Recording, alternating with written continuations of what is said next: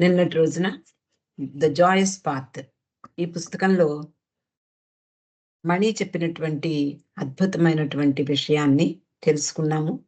నిజానికి బాబా స్మరణ అదియే చాలా ప్రధానమైనది. మనలను ఆయన తన గురించే ఆలోచించాలని బాబా కోరుతూ ఉంటారు. ఆయన పనిని ఎలా చేసినా ఆయన పట్టించుకోరు.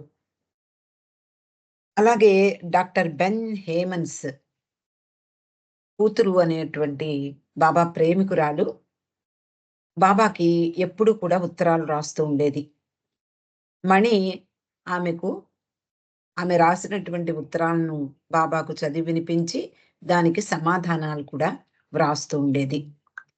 ఒకసారి ఆమె రాసిన విషయాన్ని బాబాకు చదివి వినిపించింది.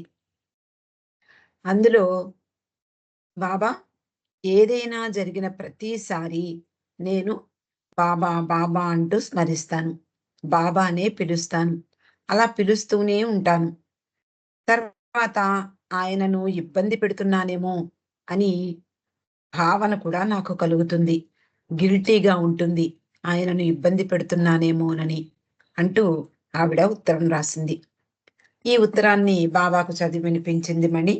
ఇది విన్న బాబా అంటూ చాలా బాగుంది, ఆమెకు చెప్పు అలాగే పిలుస్తూ ఉండమని, ఎప్పుడైనా పర్వాలేదు అలాగే పిలవమని చెప్పు, నాకు ఇష్టమే, అది నన్ను ఇబ్బంది పెట్టదు అని చెప్పారు.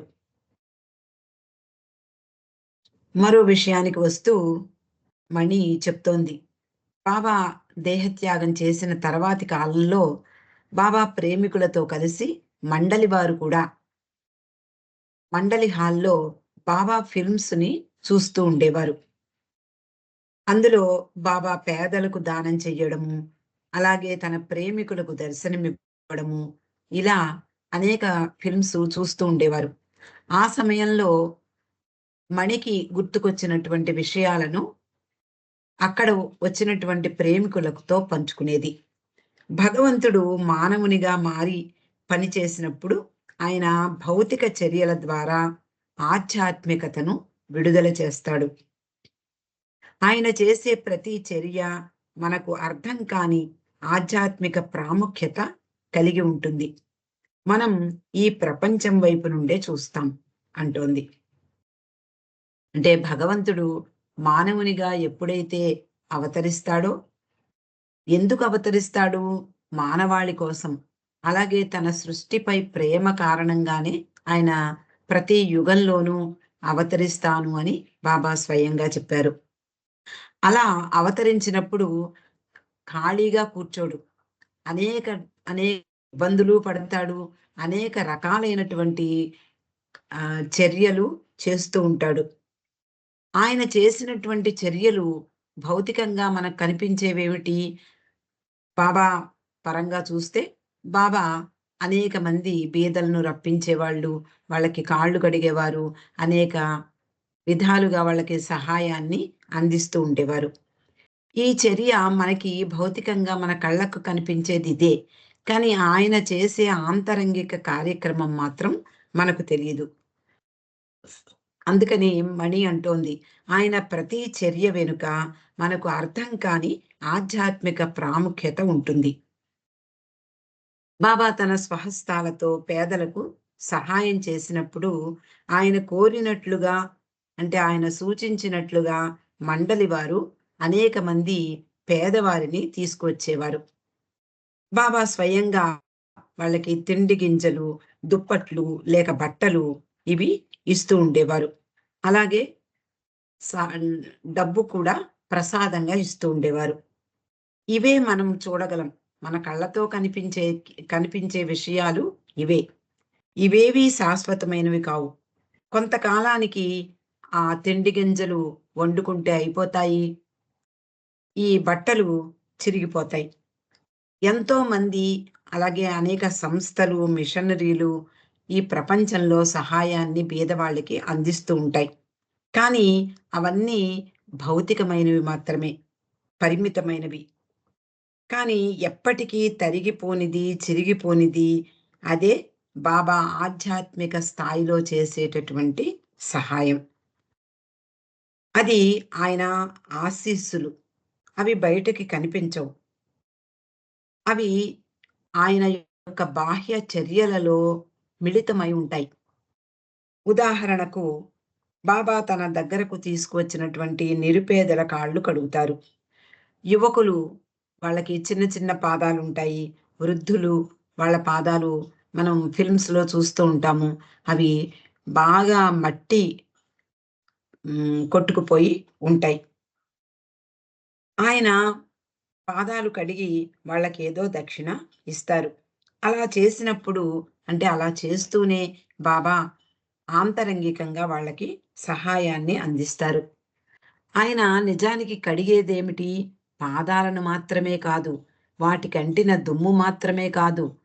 ఆయన కడుగుతున్నవి మనకు తెలియనటువంటి సంస్కారాలో, వాళ్ళల్లో ఉండేటటువంటి అనేక రకాలైనటువంటి కర్మలో ఏదైనా కావచ్చు.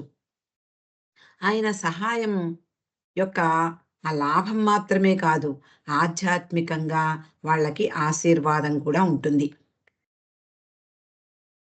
ఒకనికిచ్చినటువంటి ఆ ధాన్యము లేదా అతనికిచ్చినటువంటి బట్టలో అతనికి మాత్రమే కాదు, అది కోట్లాది మందికి ప్రయోజనం చేకూరుస్తుంది. ఆయన నిజానికి అప్పటికప్పుడే అవ్వవు ఈ పనులన్నీ. కోటాను కోట్ల మందికి ఆ సహాయం ఎలా అందుతుంది అంటే, అది ఆయన ప్లాన్ చేసిన సమయానికే వారికి అందుతాయి. దర్శన కార్యక్రమంలో చూస్తే మండలి వారికి ఒక అద్భుతమైన, అపరిమితమైన అనుభూతి కలిగేది. అయితే ఏమి అంటే ఆ ప్రేమికులకు బాబా ప్రేమికులకు దర్శన కార్యక్రమాల్లో దర్శనానికై బాబా ప్రేమికులు వచ్చేటటువంటి వాళ్ళందరికీ ఆయన ఏమిస్తున్నారో, లేదా వాళ్ళేం తీసుకెడుతున్నారో అది ఎక్కడికి చేరిందో, ఎవరికి ఎలా లాభపడ్డారో వాళ్ళకి తెలీదు మండలి వారికి. కానీ వాళ్ళు చూసేది మాత్రం అద్భుతమైనటువంటి దృశ్యం. అందువలన బాబా ఇచ్చేది ఊరికే ఇవ్వడం కాదు. పైకి కనిపించేది కాదు. ఆయన ఇచ్చే బహుమతిలో నిశ్శబ్దంగా దాగి ఉన్నటువంటి కానుక వేరే ఏదో ఉంటుంది.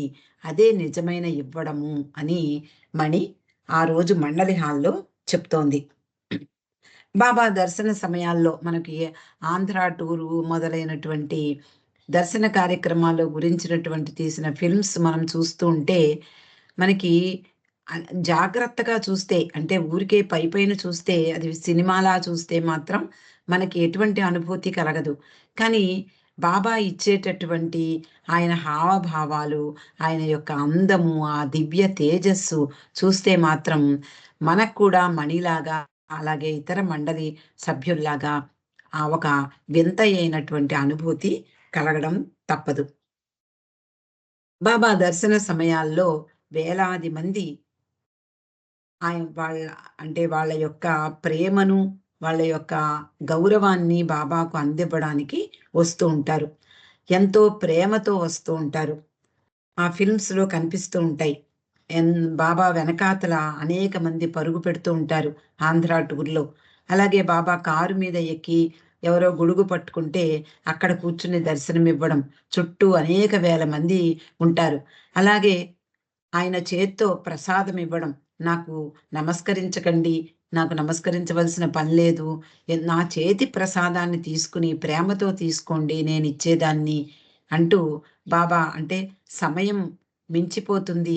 అందరూ దర్శనం చేసుకుని ప్రసాదం తీసుకునే సమయం ఉండదు అంటూ అని హెచ్చరిస్తూ ఉండేవారు. కాబట్టి ఆ ఫిల్మ్స్ అన్నీ చూస్తుంటే త్వరగా వచ్చి బాబా పాదాలను తాకి వాళ్ళు ముందుకు వెళ్ళిపోతూ ఉంటారు. ఇవన్నీ ఫిల్మ్స్‌లో కనిపిస్తూ ఉంటాయి. ఆయన ఒక సంజ్ఞ చేస్తుంటారు. ఆ సమయంలో ఈసారి కనుక మీరు ఫిల్మ్స్ చూసినప్పుడు ఇప్పుడు కానీ యాక్చువల్‌గా మనకి యూట్యూబ్‌లో కూడా అనేక ఫిల్మ్స్ కనిపిస్తూ ఉంటాయి. ఆ ఫిల్మ్స్ చూసినప్పుడు మనము ఒకటి గమనించవచ్చు. బాబా పాదాలను అంటి ఆయన పాదాలకు నమస్కరించి వెళ్ళిపోతూ ఉంటారు. ప్రేమికులందరూ. ఆ సమయంలో ఆయన ఏం చేస్తుంటారో ఒక్కసారి గమనిస్తే మనకు అర్థమవుతుంది మణి చెప్పే విషయం.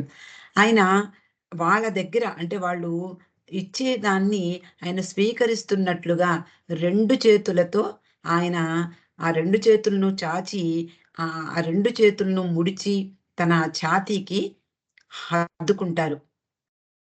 అది దాని గురించి చెప్తోంది. ఆయన ఆ సంజ్ఞ చేస్తూ ఉంటారు. అది తాను స్వీకరిస్తున్నట్లుగా అలాగే ఆయన నేను ఇస్తున్నాను అనేటటువంటి సంజ్ఞ కూడా ఉంటుంది. చేతితో వాళ్ళకి ప్రసాదాన్నివ్వడం. అంటే అది సంజ్ఞ మాత్రమే. వాళ్ళకి ఇవ్వకపోయినా ఎప్పుడు కూడా ప్రసాదాలు ఇదివరకి అంటే కొన్ని సమయాల్లో, సందర్భాల్లో పంచేవారు. కానీ గురుప్రసాదు మొదలైనటువంటి ప్రదేశాల్లో దర్శనమిచ్చినప్పుడు అందరూ కూడా ముందుకు వెళ్లి దర్శనం చేసుకొని ముందుకు వెళ్ళిపోతూ ఉండేవారు. అది బాబా వాళ్ళు వచ్చినప్పుడల్లా వాళ్ళు ఇచ్చేదాన్ని ఆయన స్వీకరిస్తున్నట్లుగా ఆయన 2 చేతులు చాచడము, ఆ 2 చేతులని మడిచి తన హృదయానికి హత్తుకోవడము మనకు కనిపిస్తుంది. అలాగే వాళ్ళకి మనకి ఆహ్, ఒక చిన్న ఫిల్మ్‌లో చూస్తూ ఉంటాం. ఇవ్వడం అనేది చూస్తూ ఉంటాం. ప్రేమికులు ప్రణమిల్లినప్పుడు తీసుకున్నట్లుగా చేసే సంజ్ఞ కేవలం వాళ్ళ ప్రేమని తీసుకోవడం మాత్రమే కాదు, ఆయన వారి భారాన్ని కూడా తీసుకుంటారు. ఆ భారాన్ని తనపై వేసుకుంటారు. ఇచ్చినప్పుడు ఆయన తన ప్రేమను అందిస్తారు. మరికొన్ని సందర్భాలలో మణి ఇంకా వివరంగా బాబా పని గురించి చెప్పేది. బాబా బీదల కార్యక్రమానికి తీసుకువచ్చే నిరుపేదలు ఎలాంటి వాళ్ళు అంటే, ఎలాంటి సూచనలిచ్చేవారు బాబా మండలి వారికి. ఈ విషయాలన్నీ కూడా మనకి లార్డ్ మెహర్‌లో వివరంగా ఉంటాయి. మెహరాజాద్‌లో బాబా ఆ కార్యక్రమం చేస్తూ ఉంటే, పింపల్గాం చుట్టుపక్కల ప్రాంతాల నుండి బీదలను తీసుకురమ్మనేవారు. అలాగే మెహరాబాద్‌లో ఆ కార్యక్రమం చేస్తూ ఉంటే, ఆరంగాం నుండి, అలాగే ఆ చుట్టుపక్కల గ్రామాల నుండి తీసుకురమ్మనేవారు. ఆయన ఎక్కడ ఉన్నా ఆ కార్యక్రమానికి ఒక ప్యాటర్న్ అనేది ఉంటుంది. అంటే ఒక విధానం, ఒక పద్ధతి ఉంటుంది. ఆయనే ఎంతమందిని రావాలో ఆ సంఖ్య కూడా బాబా చెప్పేవారు. కేవలం చాలా నిరుపేదలు, భిక్షమెత్తి జీవించేవారు మాత్రమే వాళ్ళని మాత్రమే తీసుకురమ్మనేవారు. మరొక సందర్భంలో కేవలము మగపిల్లల్ని తీసుకురమ్మనేవారు. వాళ్ళ వయస్సు కూడా చెప్పేవారు బాబా. అలాగే మరొకసారి వృద్ధులను తీసుకురమ్మనేవారు. అలా తాను వాళ్ళకి అంటే వృద్ధులైతే వాళ్ళకెలాంటి కానుకలివ్వాలి, పిల్లలైతే ఎలా ఇవ్వాలి ఆయనే నిర్ణయించేవారు. ఆ కానుకలను ప్రత్యేకించి మండలి వారి చేత సిద్ధం చేయించేవారు. దుప్పట్లు, ధాన్యాలు, సొమ్ము, బట్టలు ఇవన్నీ కూడా దేనికది చాలా ఖచ్చితంగా బాబా ఆదేశానుసారం వాళ్ళు చేసేవారు. అంత ఖచ్చితంగాను ఆ కార్యక్రమం జరిగేది. అలా పురుష మండలి వారు బాబా సూచనలను అనుసరించి దానికి తగినటువంటి ఏర్పాట్లు చేస్తూ ఉండేవారు. బాబా వారి పాదాలను కడగడము, ప్రణమిల్లి ఆయన అనుకున్నటువంటి వాళ్ళకి ప్రత్యేకించినటువంటి ఆ కానుకలను అందిస్తూ ఉండేవారు.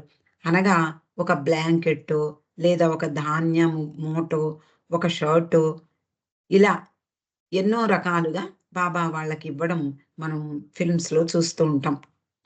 కానీ ఇక్కడ మణి ప్రశ్నిస్తోంది. అవన్నీ ఎన్నాళ్ళుంటాయి? ప్రపంచంలో ఉన్న ధార్మిక సంస్థలు చేసేవా బాబా చేస్తున్నవి? ధార్మిక సంస్థలుగా అంటే ఒక ధార్మిక సంస్థ ఎలా చేస్తోందో అది కాదు బాబా చెయ్యడం. పేదరికం నిర్మూలన కొరకు పాటుపడుతున్నటువంటి ఆ సంస్థలన్నీ కూడా ఇప్పటికీ బీదరికాన్ని పూర్తిగా నిర్మూలించలేకపోయాయి. బాబా చిన్న చిన్న వస్తువుల్ని ఇవ్వడం ద్వారా ఎంతో కార్యక్రమం జరుగుతోంది. అంటే అంత ఆంతరంగికంగా అనేక విధాలుగా ఆయన పని చేసేవారు. అది మనకి పైకి కనిపించంది.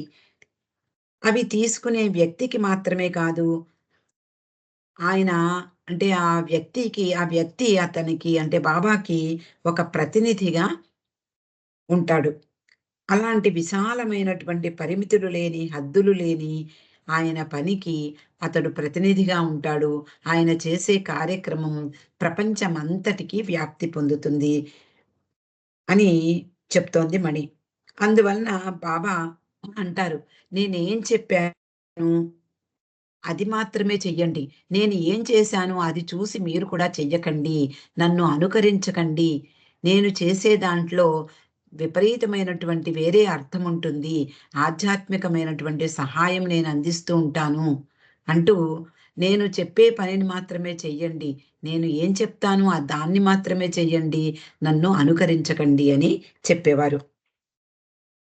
మణి అంటోంది. మనం అనుకోవచ్చు, బాబా బ్లాంకెట్స్ ఇస్తున్నారు, మనం కూడా ఇస్తే బాగుంటుంది అనుకోవడం పొరపాటు. ఆయన చేసిన పని విశిష్టమైనది.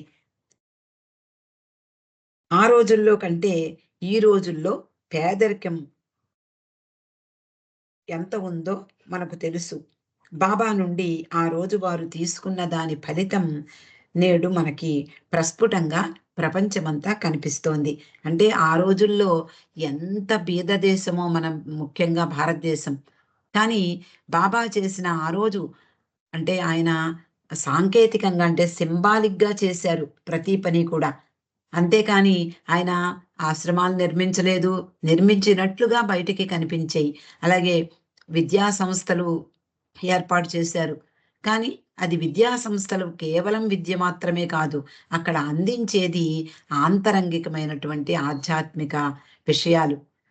అలా బాబా చేసినటువంటి ప్రతి పని కూడా, అంతేకాకుండా కట్టించి నిర్మూలించడం కూడా బాబాయే చేసేవారు. ఎందుకు అంటే బాబా చెప్పేవారు, "నేను చేసే పనికి ఇవి పరంజాలు మాత్రమే. కాబట్టి ఇల్లు పూర్తయ్యాక పరంజాలు ఎలా తీసేస్తామో, నేను నా పని పూర్తయ్యాక వీటిని నేను అలాగే తొలగిస్తాను" అని చెప్తూ ఉండేవారు. కాబట్టి ఆ రోజుల్లో బాబా చేసినటువంటి పనికి ఈ రోజు మనం, అంటే మణి చెప్పినటువంటి ఆ రోజుల్లో కాకుండా ఇప్పుడు మనము ఈ బుక్ చదువుకునే సమయంలో కూడా మనం ఆలోచించవచ్చు. ఎంతగా మనం భారతదేశం నుండి పేదరికాన్ని నిర్మూలించారో, బాబా ఆంతరంగికంగా ఎంతమందికి ఎలాంటి సహాయం అందించారో మనము ఊహించడమే కష్టం. అయితే మణి చెప్తోంది, "ఈరోజు మనకు కనపడని పేదరికం ఉంది. అది పూర్తిగా తుడిచిపెట్టబడలేదు. ప్రజలకు అన్నీ ఉన్నాయి. కానీ వారు భయంకరమైనటువంటి ఆధ్యాత్మిక పేదరికంతో బాధపడుతున్నారు. ఆధ్యాత్మికంగా చూస్తే అందరూ బీదవారే అని అనిపిస్తుంది.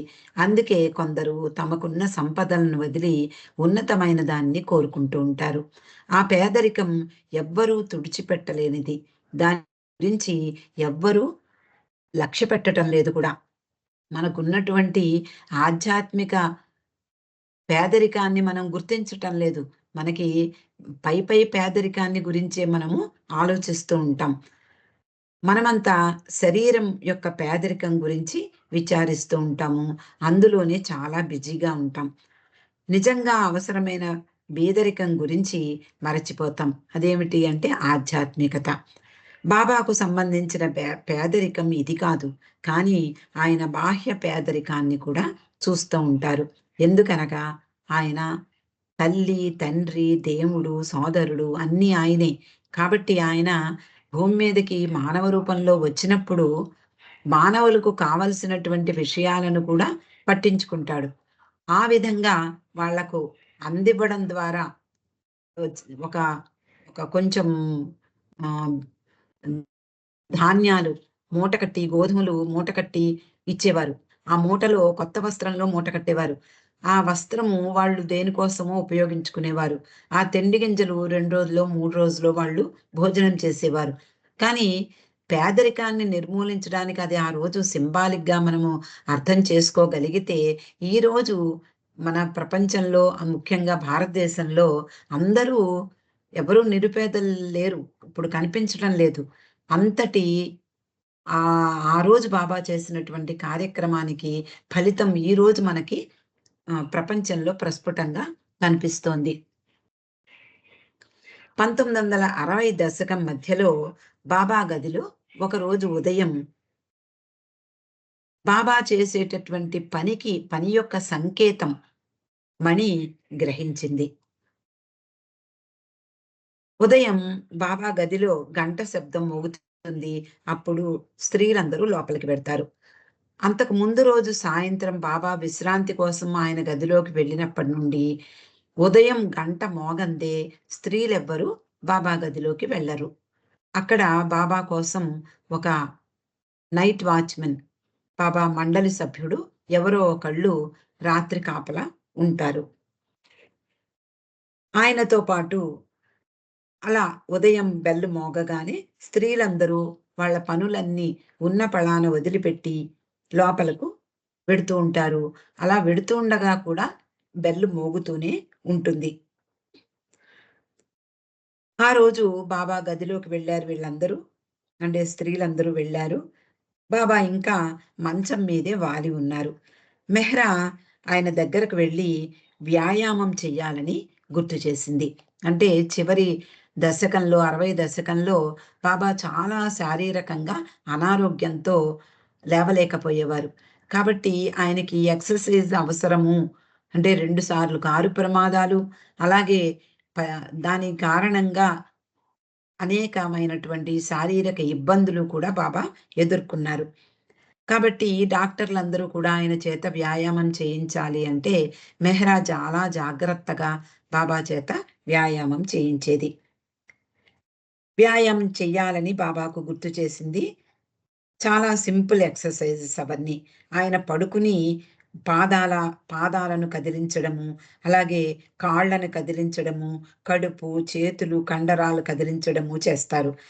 కానీ కొన్నిసార్లు గబగబా చేసేస్తారు. చేతులు దగ్గరకు వచ్చేసరికి బాబా 2 చేతులు చాచి తిరిగి తన వక్షస్థలం వైపుకు ముడుస్తారు. అలా చేస్తూనే ఉంటారు. ఒకసారి మెహ్రా ఆ చేతులు చాచి తన ఛాతీ దగ్గరకు ముడుచుకునేటటువంటి ఎక్సర్‌సైజ్ లెక్క పెడితే 100 వచ్చాయట.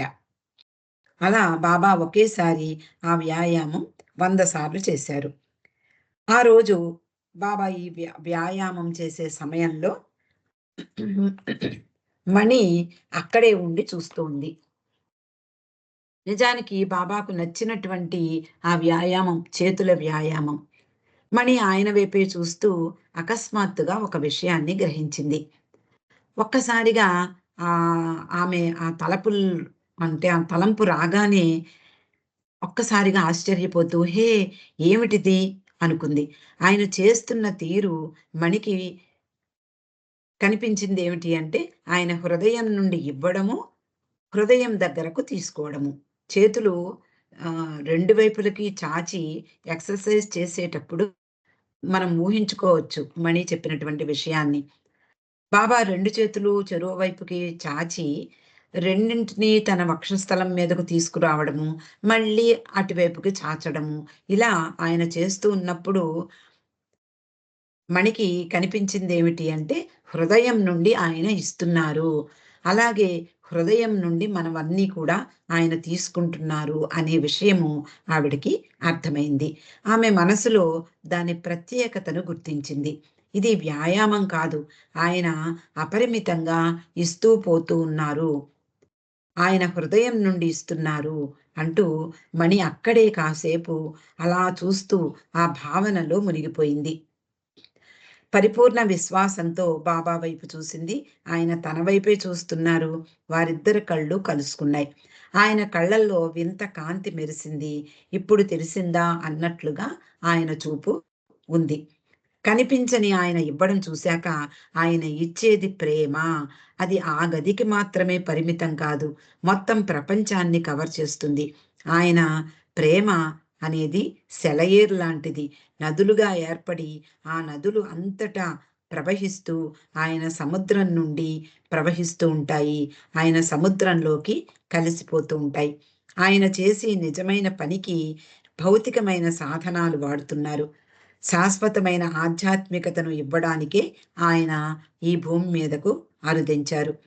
అందువలన బాబా చేసిన ప్రతి చిన్న విషయంలోనూ ఆయన ప్రేమను చూడగలగాలి. ఈ సృష్టిపై గల ఆయన ప్రేమ, ఈ ప్రపంచం పట్ల గల ఆయన ప్రేమ, ప్రియమైన వారి కొరకు ఆయన ప్రేమ, అలాగే ఆయన సర్కిల్‌లోని వారి కొరకు ఆయన ప్రేమ, ప్రేమికుల పట్ల గల ఆయన ప్రేమ కేవలం ప్రేమ మాత్రమే. అవతార్ మెహర్ బాబా. జై బాబా అండి లక్ష్మి గారు. చాలా చక్కటి విషయాలు అంత చక్కగా మాకు